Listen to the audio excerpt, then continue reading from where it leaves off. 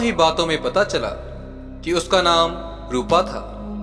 पहाड़ी की दूसरी ओर तराई के एक गांव में रहती थी वह, मगर उसकी झोंपड़ी बस्ती से अलग थलग वीराने में थी। रात गहरा गई थी, चारों तरफ निस्तब्धता छाई हुई थी। फिर सन्नाटा साए साए कर रहा था। रूपा की झोंपड़ी के भीतर लालटेन का मध्यम प्रकाश फैला हुआ था। रूपा ने मुझे बैठने के लिए संकेत किया। फिर वह शराब की बोतल, गिलास और कुछ नमकीन और भुनी मछली लाकर बैठ गई। यंत्र चालित सा मैं उसकी हर आज्ञा का पालन करता रहा। उस रोज जीवन में मैंने पहली बार शराब पी। सारा शरीर सनसना उठा, मस्तिष्क की तमाम शिराएं झंझनाने लगी।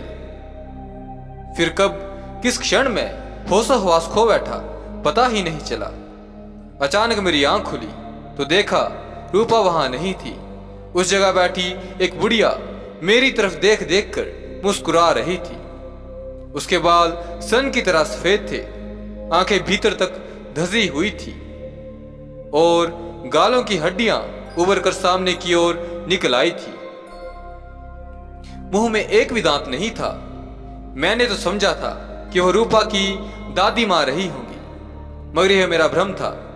उसने अचानक लपट कर मुझे आलिंगन में भर लिया और लगातार मुझ पर चुंबनों की वर्षा करने लगी, मेरे गालों पर। इसके साथ ही हर पल वह कभी मुझे छाती से चिपका लेती तो वह कभी गोद में लेकर मुझे प्यार करने लगती।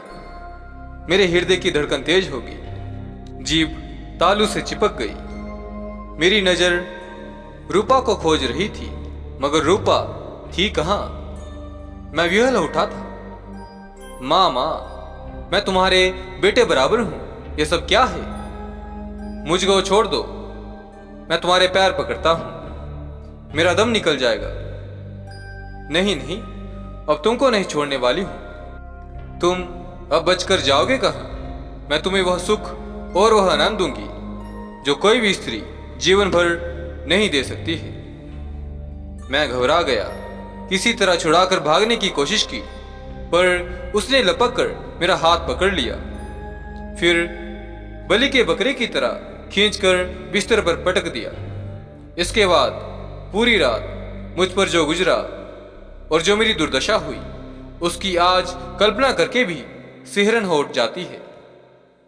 किसी तरह सवेरा हुआ। भोर में मुझे झपकी लग गई थी।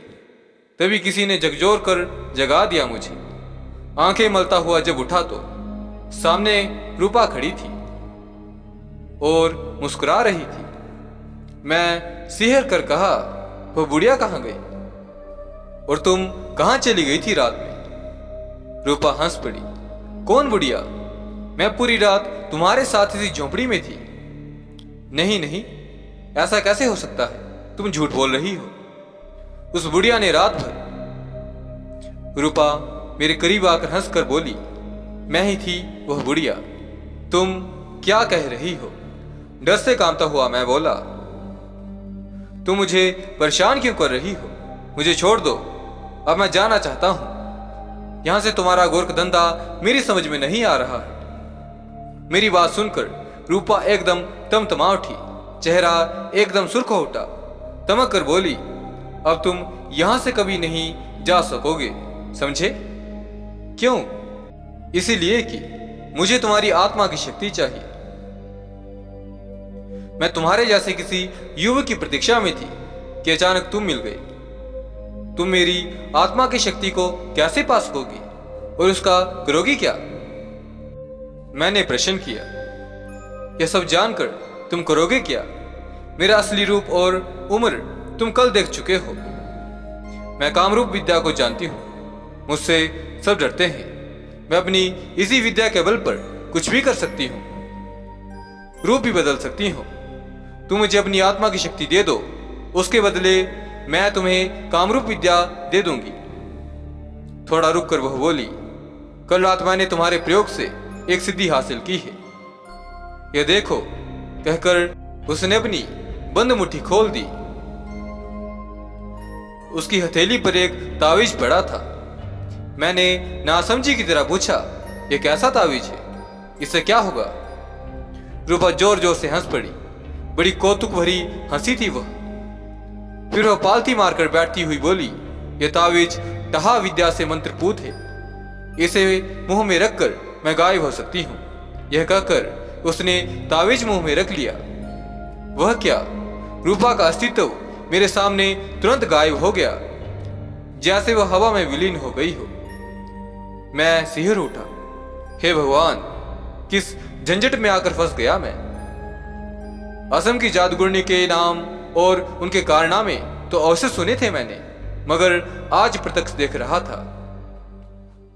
अज्ञात शंका और भय से रोमांचित हो उठा मैं। अचानक अदृश्य रूप से रूपा की आवाज सुनाई पड़ी, मानो वह कहीं शून्य में बोल रही हो। घबराओ मत, मैं तुम्हें परेशान नहीं करूंगी। तुम्हें कौन सी तकलीफ दी है मैंने? मर्द होकर घबराते हो? छी, तुम्हारी जवानी का थोड़ा उपयोग मैंने कर लिया तो तुम्हारा कौन सा नुकसान हो गया? बस यही इतनी सी हिम्मत लेकर चले थे तंत्र मंत्र की शक्ति देखने और उसकी सत्यता को आजमाने। फिर वह प्रकट हो गई और मेरे सिर पर हाथ फेरती हुई संतावना भरे स्वर में कहने लगी, देखो, तंत्र मंत्र की साधना सिद्धि में मांस, मदिरा और नारी भोग सब कुछ चलता है। बिना इसके कुछ नहीं मिलता तंत्र में, मगर इसका दुरुपयोग नहीं करना चाहिए। तंत्र मंत्र के नाम पर इनका प्रयोग केवल भौतिक सुख के लिए करने से आदमी जानवर की तरह हो जाता है, उसकी बुद्धि भ्रष्ट हो जाती है, फिर वह किसी काम का नहीं रह पाता, लोगों में भ्रम फैलाता है और तंत्र मंत्र से लोगों का विश्वास उठता है। सो अलग समझो।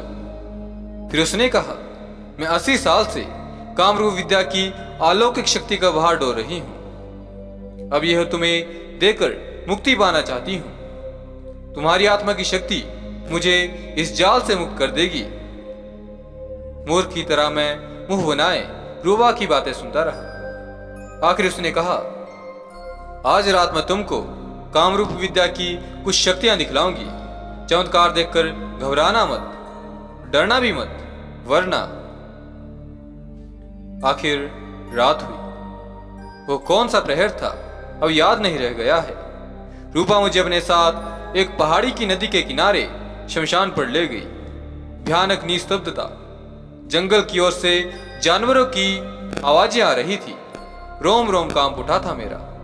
भय के कारण मेरी बहुत बुरी हालत थी। रूपा मेरी सारी स्थिति समझ गई थी।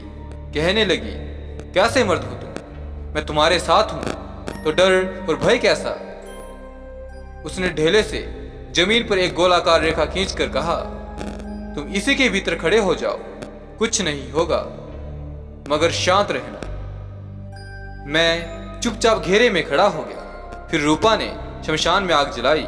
इसके बाद साथ लाए हुए थैले में से शराब की बोतल, मुर्गे का मांस, तेल का दीपक और कुछ कोड़ियां एवं कुछ कंकड़ निकाले। पहले उसने खुद थोड़ी सी शराब उड़ेल कर पी। थोड़ी थोड़ी सारी चीजें आग में डाल दी। आग एकदम भभक उठी। फिर उसने थोड़ा थोड़ा करके मुर्गे का मांस आग में डाला। उसके बाद कोई मंत्र पढ़कर उसने कुछ कोड़ियां और कंकड़ों को चारों दिशाओं में फेंका, तो दूसरे ही क्षण चारों ओर से निरकंकालों के झुंड आने लगे। वे सब एक दूसरे से टकराते हुए